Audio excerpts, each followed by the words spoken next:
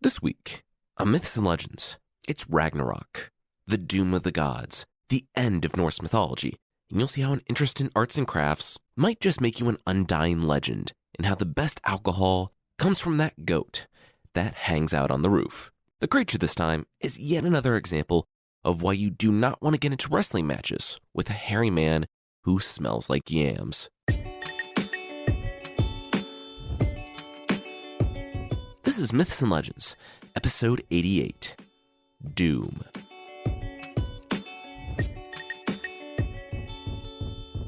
This is a podcast where I tell stories from mythology and folklore. Some are incredibly popular stories you think you know, but with surprising origins. Others are stories you might not have heard, but really should. This week, it's the end of all things, where we wrap up Norse mythology. We'll start with a little backstory, a quick overview of where we are in the story of Norse mythology. In Norse myth, there are 9 worlds. The Aesir are the group of gods that rule over those 9 worlds, from their world of Asgard. Odin, the Allfather, has already sacrificed his eye, and maybe life, to gain magic and knowledge of the future. In his visions, he sees the end of all things, the doom of the gods, known as Ragnarok, in which the 9 worlds will be engulfed in ice and fire. Odin and his son Thor lead kind of a brutal campaign of genocide against the giants in their land, called Jotunheim. Functionally, the giants are very similar to the Aesir. In fact, Odin himself is half giant, and Thor, his son, is 3/4 giant. Of course, Thor isn't their only child. Odin and his wife Frigg have multiple children, one of whom is Balder. Frigg worries about Balder so much that she secures an insurance policy, foreseeing everything on Earth to swear that they'll bring no harm to him. Because its small size doesn't appear threatening, or maybe because it's too young to swear an oath, mistletoe, yes, the plant, ends up being the only thing that does not swear not to hurt Balder. It seems like Frigg has cleared a path for her son, except then a pickup game of fling deadly things and watch them bounce off of Balder becomes the latest playground fad among the Aesir, thanks to a very low bar for entertainment. Enter Loki. He's an enigmatic trickster. We really don't know who he is or where he comes from, but he worms his way into the good graces of the Aesir and manages to become an honorary Aesir himself. He goes on to have 3 pretty monstrous children. The wolf, Fenrir, who's fated to turn on the Aesir, so the Aesir have him bound, and Tyr loses a hand in the chaos. The second child is Jormungandr, the serpent that encircles the oceans of the world, and becomes the eternal foe of Thor.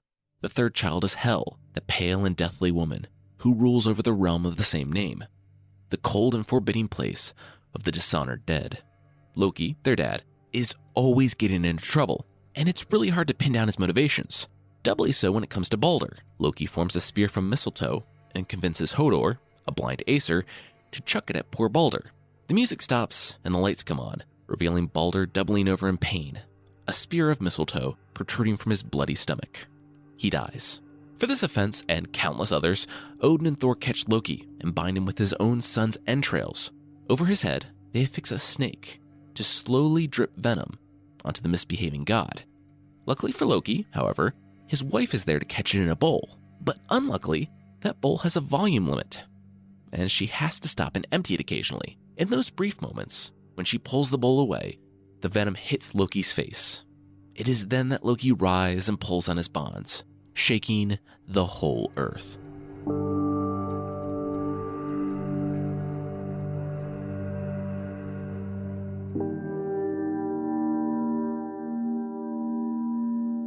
The wind blew through Odin's hood as he trudged through the snow.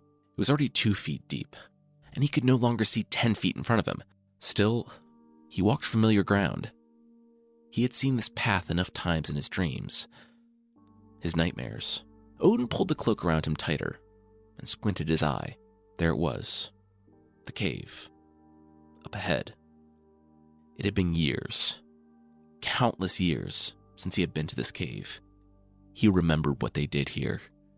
It was only after he murdered his friend's son and bound Loki in this cave that he had the vision. It was Loki, screaming and writhing and pulling on his bonds. Odin had seen it countless times since then, his prescience mocking him. Odin would hear the sound of the bonds snapping and wake up. The earthquakes were the sound of both comfort and shame. With each tremor, he recalled Loki still in the dark, screaming, weeping, and suffering. At the same time, Ragnarok, the visions of which no longer haunted his dreams alone, but seeped into his waking hours, grew closer each week. Because of his actions, Odin paused at the mouth of the cave, peering down into the darkness. There were no screams, no threats. It was silent. The earthquakes had stopped months ago. Odin didn't notice at first. It could be days in between episodes, after all. But Thor brought it up.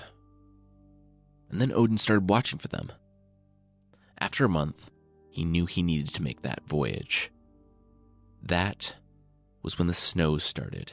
In every possible vision, Odin had seen the snow in Midgard. He told himself that it was winter. It was supposed to snow in Midgard. But somewhere in the pit of his stomach, he knew. Now, seeing the snapped bonds, the cold and empty cave, the dead serpent, there was no mistaking that Ragnarok had begun. The doom of the gods was here.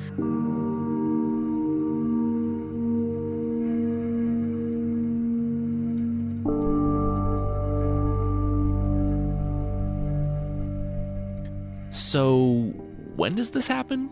Thor asked, paring his fingernails as he sat before Odin's throne. Odin ignored the question. In truth, he didn't know. All he knew were his visions, and they were never wrong. But seriously, it's Loki. What's he gonna do? I've thrown my hammer at his head so many times, and yet he isn't dead, Odin replied, without looking up. How many others can say that? Can anyone else say that? Thor thought about it in silence, as his dad continued. Thor had his hammer because of Loki, Odin his horse. Asgard had its walls because of Loki. Loki had killed Thor's brother, Odin's son. He may be anathema to everything the hypermasculine warrior tribe represented, but that hypermasculine warrior tribe wouldn't be anywhere without him. Now, he was loose, and there was no limit to what he could do. Just then, they heard a clang at the door. It was Vidar. "Oh, don't mind me," the young Acer said. "I'm just doing the shoe thing." Vidar was Thor's heretofore unmentioned younger brother, and Odin's youngest son. Balder had his invulnerability, Thor had his hammer. The other son was created to avenge Balder, and Vidar had his shoe hobby. That's right. He traveled around Midgard and collected the leftover bits of people's shoes, random heels, and toe portions cut away during production. With them, he would form some sort of patchwork super shoes. He had spent decades collecting shoe bits, and with this latest haul, it looked like he was finally going to be finished. With one of the shoes. He was happy, though. When it came to assembling a shoe from trash from all over the 9 worlds, it was about the journey, not the destination. He told his dad and brother how lucky he was to find anything on Midgard, because things were getting bad there. It was springtime, or it should be springtime. But the snows weren't easing up at all, and it wasn't getting any warmer. If anything, it was getting colder. The snow was getting deeper, and people were dying. Worse yet, for Thor at least, the giants were nowhere to be found. On one of his most recent vacations to Jotunheim, for some R&R killing giants, he found only the very old or very young working the farms. Taking a hammer to them was hardly as satisfying as taking out Jotunheim's strongest. I mean, he still did, but it just wasn't as fun. Plus, he had a massive whetstone wedged in his forehead, and the giants were to thank for that. Still, it was a mystery. At the news, Odin grew even quieter, retreating deeper into his own thoughts. Finally, Odin stood, and, without a word, left the room. He had to check on something. He had to go to Valhalla.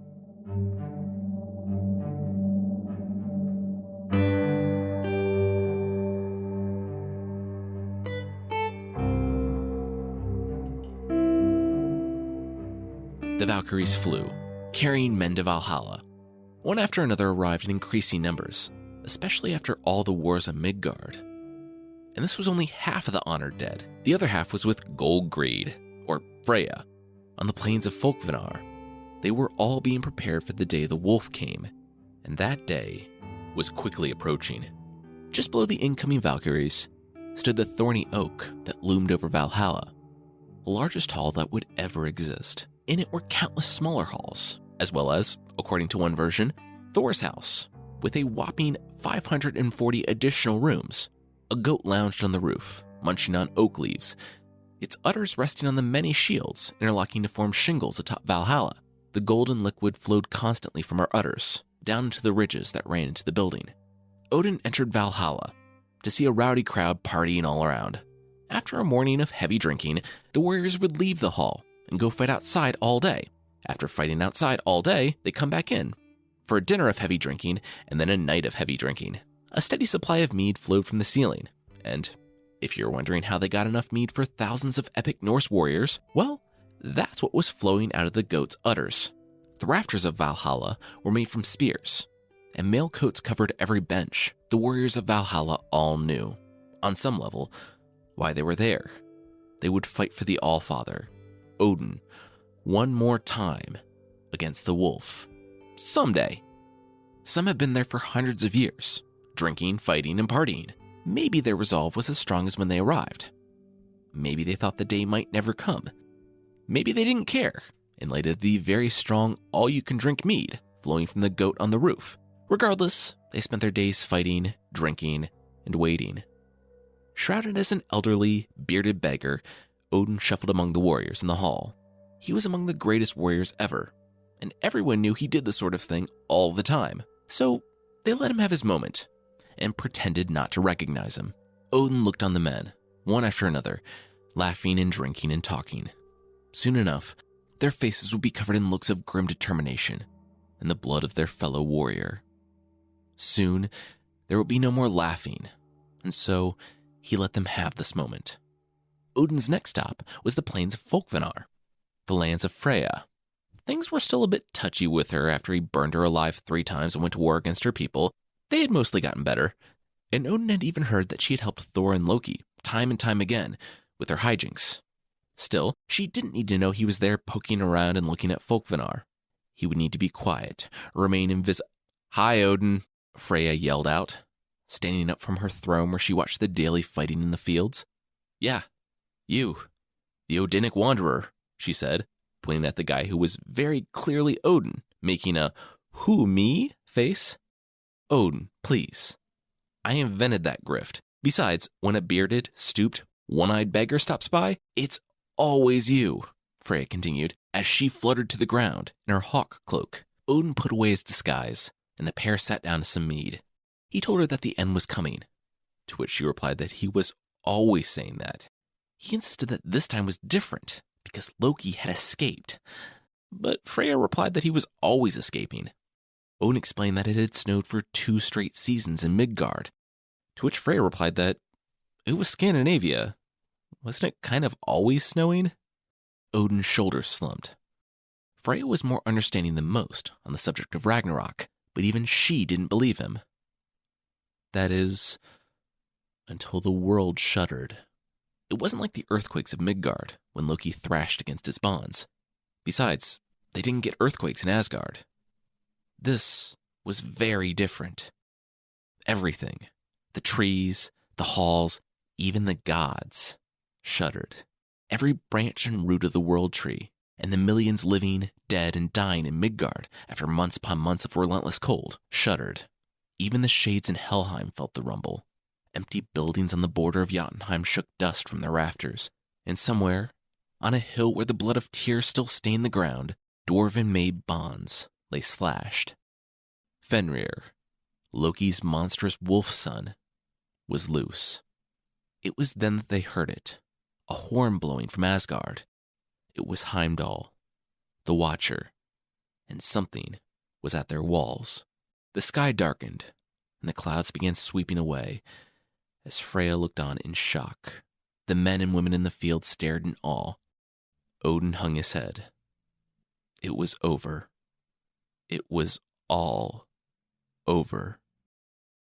With another immense shudder, a shadow crept across the sky from one edge to the other. In unison, the 9 worlds watched as the darkness took shape. It was a wolf. It was the wolf. Fenrir was loose. He had grown since Odin had him bound long ago, and Odin knew what would happen next. He knew because he had seen it countless times in his visions and his nightmares. Fenrir's eyes glowed his mouth opened, and in one arc, he swallowed the sun. Instantly, Asgard fell into the complete darkness of night.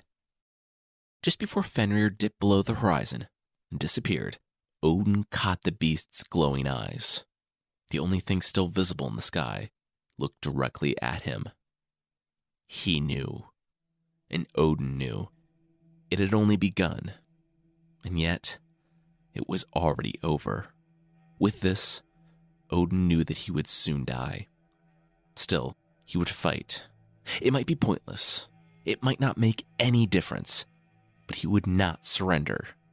Even in the face of a battle he knew he would lose, he would lead the Aesir until the very end.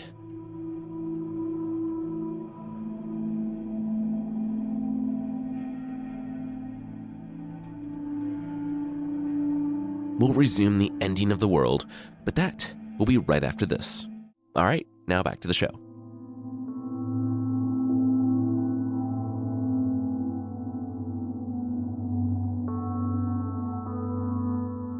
Those still alive on Midgard, after the wars and the never-ending snow, looked to the sky in horror as the sun disappeared and the world dropped into that one final and eternal night. The dwarves shut their stone doors for the last time. The warriors in the hall of Valhalla saw the sky and knew that the time of the wolf had arrived.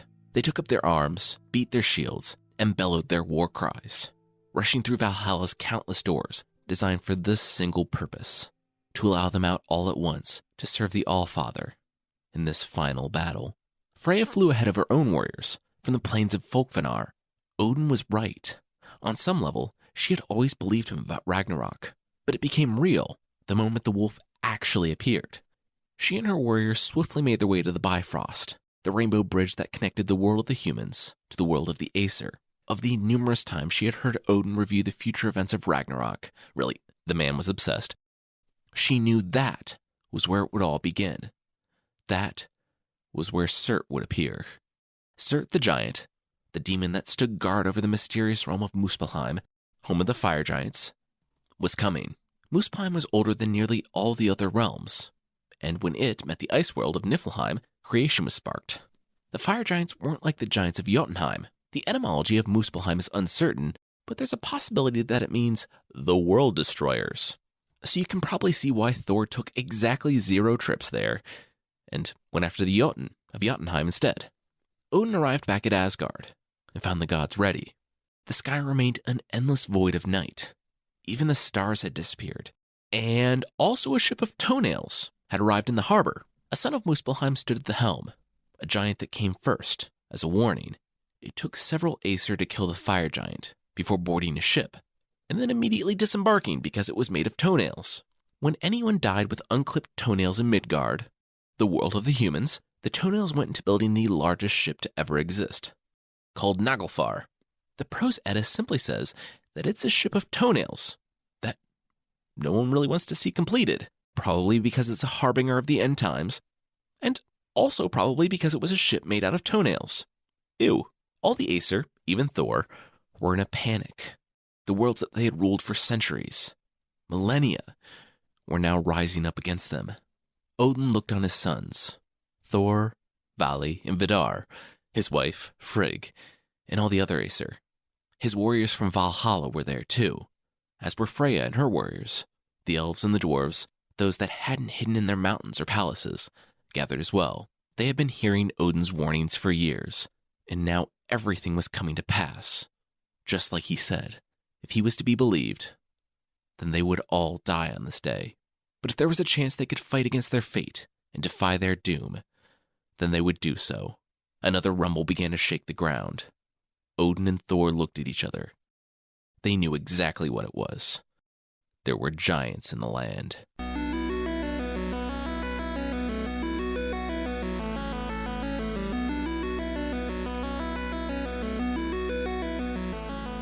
Visible beyond the wall was a host of giants, more than Odin or Thor even knew existed.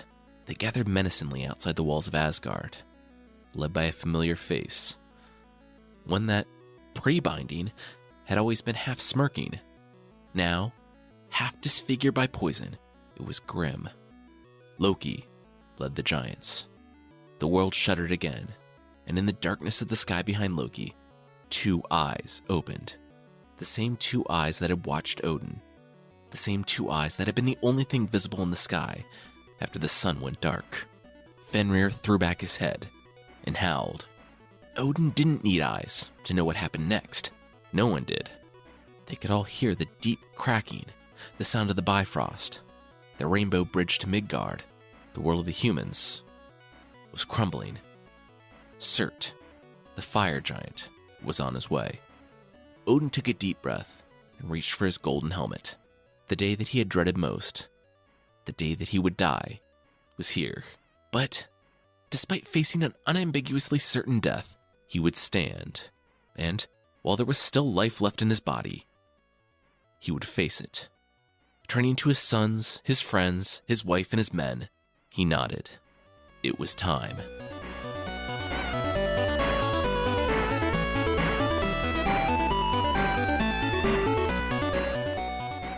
His epic action movie level resolve began to melt, however, as a low rumble from the harbor announced yet another problem. Jormungandr, the world serpent, Loki's child that Odin himself had thrown into the sea. Soon, the serpent had encircled the entire world and became the destroyer of ships that strayed too far from land. And now, he was here. In Asgard, he matched Fenrir in size and rose from the harbor, ready to strike. Very quickly, the Aesir found themselves surrounded on all fronts. Before them, the giants and Fenrir marched toward their home. To the side sat the world serpent with its poison. They couldn't fight one without leaving themselves vulnerable to the other. A heavy hand rested on Odin's shoulder, startling him out of his thoughts. Thor. He was saying that he would go. He would fight the world serpent. Alone. Odin stared at Thor, as a sad smile passed briefly over his face. He knew that this would be the last time he saw his son, and he had nothing but pride for the man that Thor had become. Words failed Odin. There was nothing he could say to change Thor's mind, he knew. A sad smile passed on Thor's face as well, as he told his father that he would see him when this whole thing was over. He pulled his hammer from his cloak and took off full speed toward the serpent. Odin couldn't watch it. He didn't need to watch it. He had seen it enough times in his visions. Besides, there was no time to stay and watch. There were armies at the gate. Odin, Heimdall, and the others rode out across the plains in front of Asgard, stealing glances at the giants who, having spotted the tiny Aesir outside their walls, began to stomp and shake the ground around them. There would be no talking, no negotiations. They had come together for one thing: the extinction of the Aesir. Thor had never sought to negotiate when he went to Jotunheim and kicked down the doors of the giants' houses to murder them. The only consideration the giants might give the Aesir was a quick death, and even that was unlikely. I picture Loki looking on Odin with a sadistic smile as the All-Father approaches, saying, "Well, well, well, it looks like the tables have to—" Wait, where's he going? Why is he riding past me? Odin? Odin!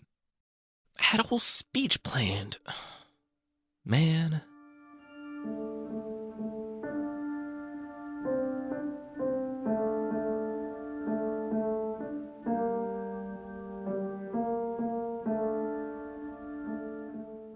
They both knew Loki wouldn't win that fight.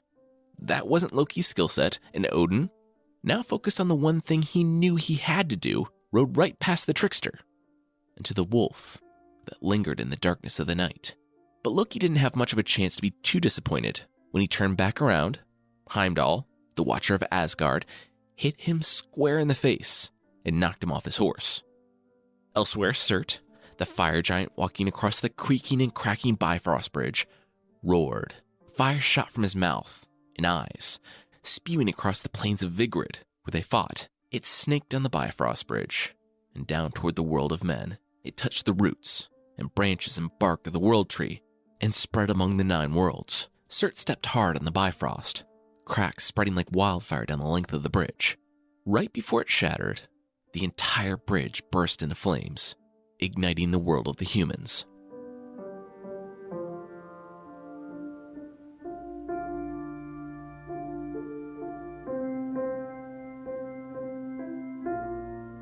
Quick to recover, Loki sprang to his feet and glared at his opponent. So it was Heimdall, the Watcher, that hit him, was it? He spat blood and sneered. This guy again? They had fought before, when Loki had stolen Freya's cloak and turned into a seal. Heimdall had won, but only because it was really hard to fight as a seal. Now, though, Heimdall, single H, stood between Loki and the conquest of Asgard. Heimdall blinked, and suddenly there were two Lokis. He blinked again, and there was just one, tossing a knife between his hands. It was a trick that Loki played all the time. He wasn't in front of Heimdall, but on his side, invisible, calmly walking up to Heimdall. It's a trick that would work on anyone, except Heimdall. Heimdall was the watchman who could hear grass growing. He saw everything in the 9 worlds, even in the din of battle. Loki might as well be walking on air horns. Heimdall ignored the illusion approaching his front, turned, and stabbed to his side. The illusion disappeared, and he saw the shocked face of Loki, staring down at Heimdall's sword, protruding from his abdomen. Loki shot a glance toward Asgard, bright with flames, at Thor, battling the serpent, and at Odin fighting the wolf. He was dying on the precipice of his greatest victory, but at least the Aesir would burn with him. It had always been fated that he and Heimdall would be each other's end, too. Loki looked up at Heimdall and burst into laughter. He grabbed the sword by the hilt, holding it there, even though it sliced his hand to the bone. He took out one of his knives and nicked Heimdall's hand. When it was done, he let go of the sword and slid backward, collapsing hard on the ground. Soon, the fires would take him. Soon, it would all be over. Heimdall furrowed his brow. That was weird. Laughing with the sword protruding from your stomach was classic Loki, though. He took one step and found that he could not take another. He was stuck to the battle plane, and the ground dipped and swerved beneath him. His arms went slack, and the sword clanged to the ground. He tried to shout, to curse Loki, but only foam and spit came from his mouth. As his legs buckled, and he, too, collapsed to the ground. If he could raise his arms, he would have seen the tiny cut on his hand, the one that Loki had given him, already bubbling and turning black. The poison had done its work. As Heimdall died, in the moment just before his eyes went dark, he caught sight of the wolf, Fenrir, salivating and loping toward Odin.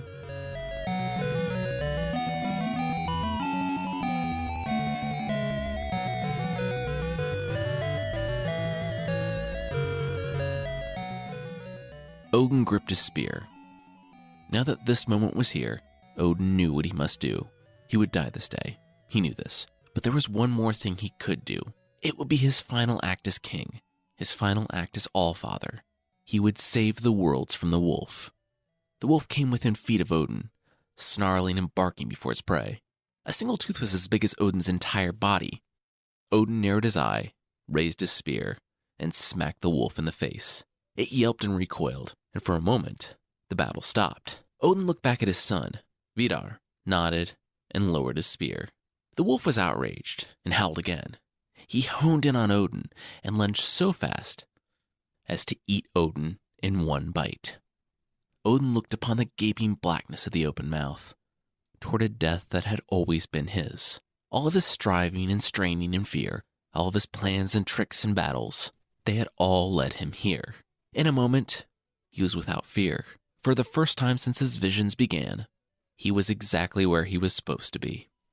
Vidar heard the crunch of the Allfather's bones as the wolf closed his mouth on Odin. Odin, the Allfather and King of the Gods, was dead. Vidar screamed out for Odin and fought past the giants alongside the warriors from Valhalla and Folkvanar. He was going to avenge his father, even if it cost him his life. He didn't know of anything that could withstand the bite of Fenrir, except maybe.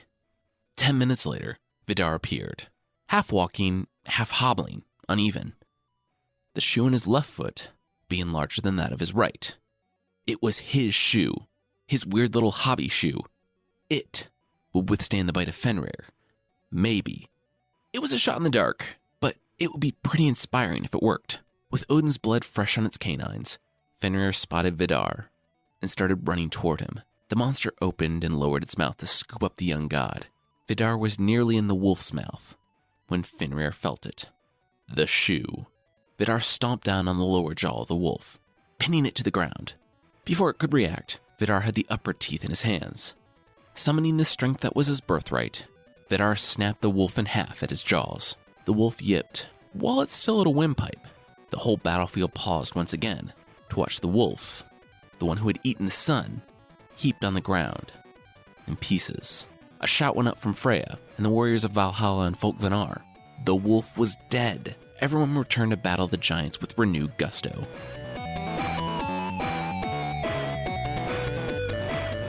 Thor, off in the harbor, heard the cheer and grinned.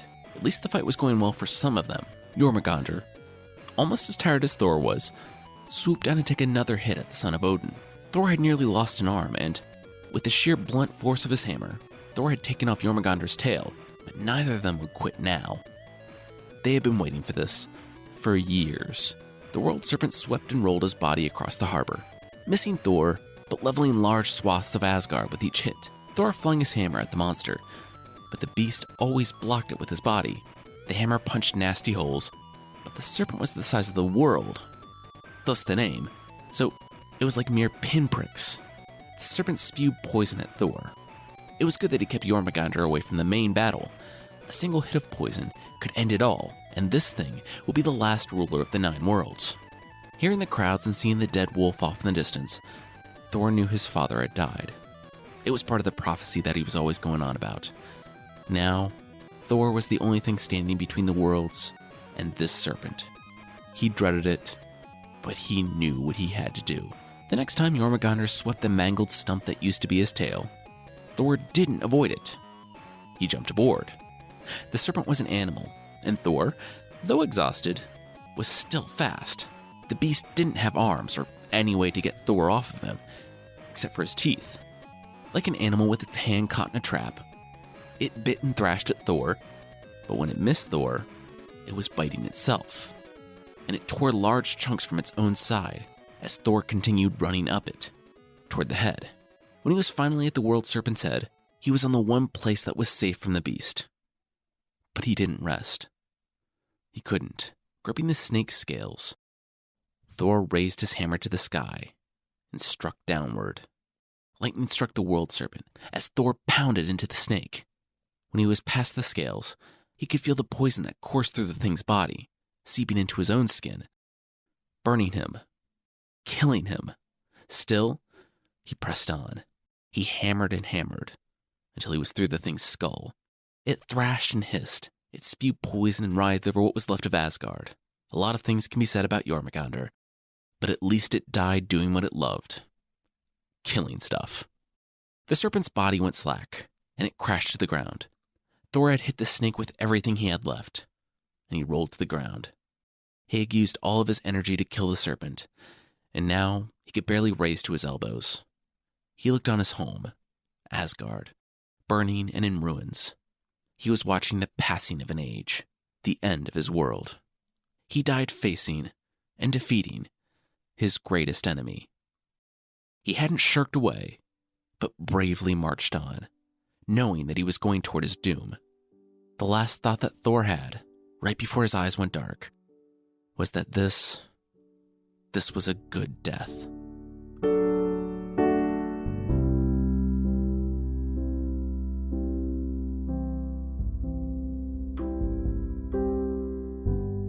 People largely ignored Loki as he slowly bled out on the field, but he saw the fruits of his labors all around him.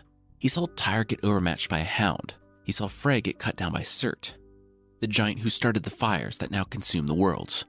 He saw Freya fall commanding the men and women of Valhalla and Folkvanar. Loki, after losing his son, being bound by the Aesir in torment, well, he just wanted the worlds to burn. And now they were, and he did with them. Loki laughed as the fires of Surt consumed him. And the worlds burned. The light elves in their palaces in the sky, and the dark elves in their underground tunnels turned to ash. The doors of stone built by the dwarves would never open again. Those who survived years of turmoil and strife on Midgard clung to each other as the fires consumed their world. And all over the great plain of Asgard, where the Aesir and the giants had clashed, the fires spread, and they burned away the bodies of Fenrir, Thor, Frigg, Sif, Loki, Jormungandr, Surt, and more. The time of the gods was at an end. And the worlds, finally, were quiet. No more laughing, talking, or singing. No more screaming, yelling, or crying. Each of the 9 worlds was an ash-caked, burned-out husk, a result of the hatreds of a time gone by. The end.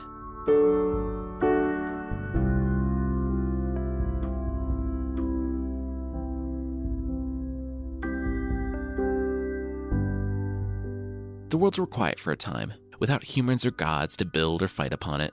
It was almost peaceful. And then, from the ashes, a single green bud arose. It thrived under the light of a new sun, one that had been born from the old, and it shined brighter and warmer than its mother. From a pile of rubble came a cough, and a form rolled over in the ash. It was Vidar. He had been covered by the hulking body of Fenrir, the wolf, and somehow survived the flame that had consumed everything else. He looked on the field, now little more than a field of ash, and his shoulders slumped. For a long time, he was the only one.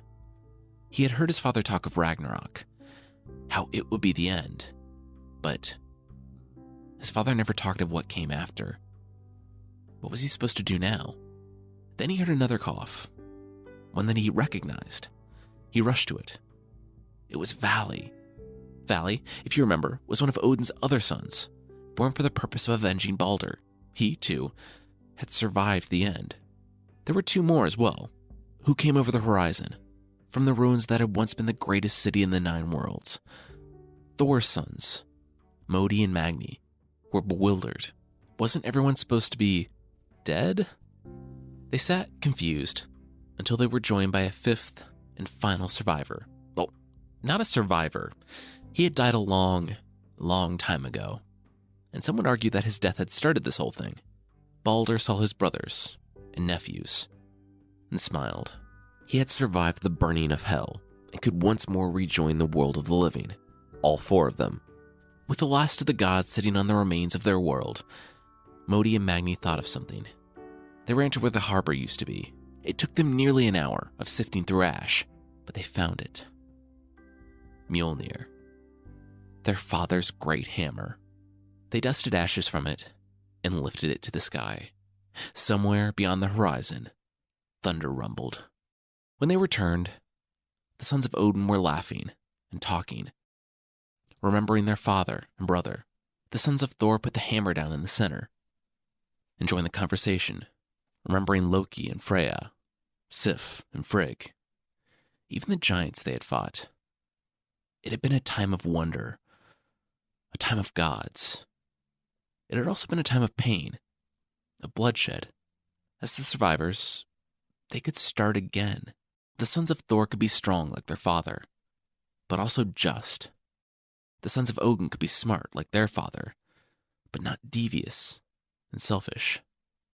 Their fathers were great, but they were also flawed. They had built Asgard, but they had also destroyed it.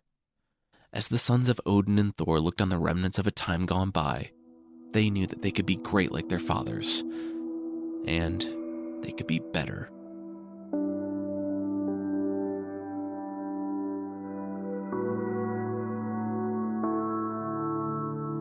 In time, the plants and trees of Midgard were again flourishing. Animals emerged from their holes and homes. The world was new. All trace of humanity had been swept away. Well, not all trace.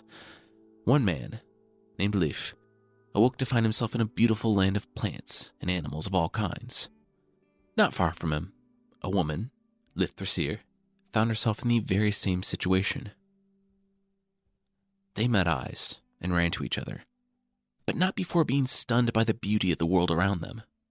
They couldn't believe it. For all they knew, they were the last 2 people left alive. Now, they were the first 2 people of a new world, which was as bountiful and as beautiful as a garden. She took his hand, and they looked out, together, toward the rising sun.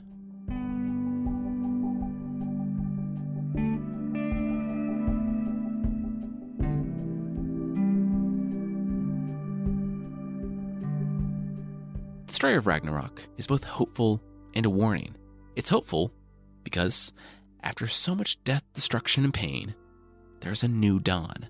Life springs from the ashes, and unlike the world before it, that was quite literally born in conflict after Odin brained his grandpa and made the ocean out of his blood, this one begins with a group that knows the destructive power of hate, yet doesn't harbor the same conflict as before. They don't have the prejudice and hate of their parents, but instead see how those can actually destroy their world. Maybe, just maybe, there's a chance for them to get it right. The other side, the warning, is ominous. Yes, there can be a brighter tomorrow after conflict, but we're alive now. The story of Ragnarok is a lot of things, but to me, it's the story of how long-running resentments and hatred finally boiled over into a world-ending event. Odin tries to stop it, but none of his solutions are based on peace with the Jotun or Muspel, just winning. And, as always happens, his attempts to avoid or forestall Ragnarok lead directly to it. Even though it's nice to think that humanity might rise from the ashes of our own mistakes, to the sun dawning on a better tomorrow, free from the ingrained hate that brought us to that place, we should really want to make peace now, to stop Ragnarok before it begins.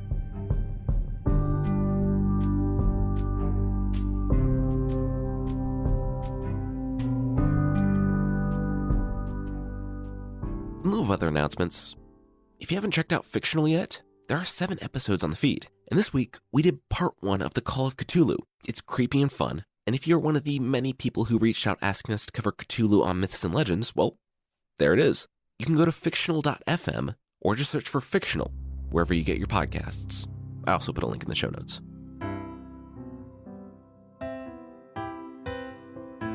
The creature this week is the Kenmoon, from Japanese folklore.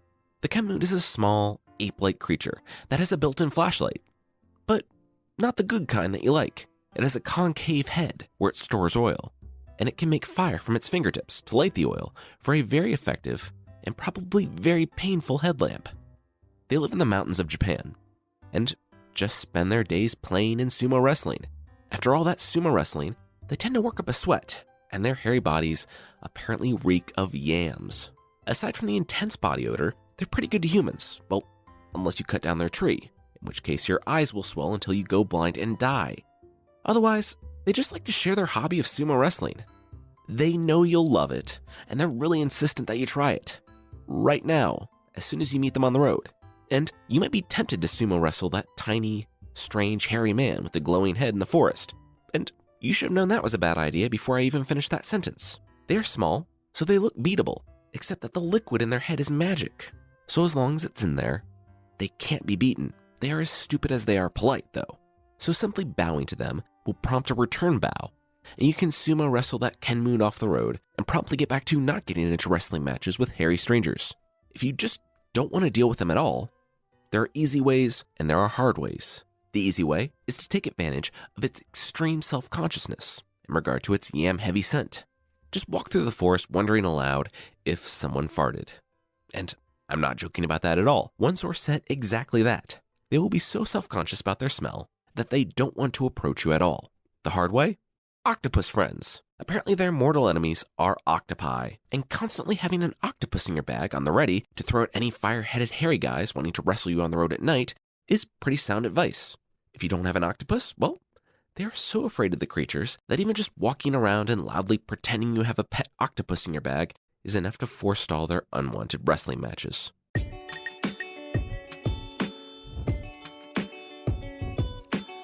That's it for this time. The theme song is by the band Broke for Free, and the Creature of the Week music is by Steve Combs. There are links to other music in the show notes, and I want to say thanks again to Loot Crate for sponsoring us this week. On a quest for epic gear, housewares, and collectibles, Loot Crate has it. And if you're more of a fanatical fashionista, then try Loot Wear for monthly wearables and accessories with cult classics and your favorite franchises. Be the envy of your friends and get your 100% exclusive crates at lootcrate.com/legends. And enter my code, LEGENDS, to save $3 off of any new subscription. And remember, November's Loot Crate theme is Unite 2.0. Today's episode was written by me, Jason Weiser, and produced by Carissa Weiser. Thank you so much for listening, and I'll see you next time.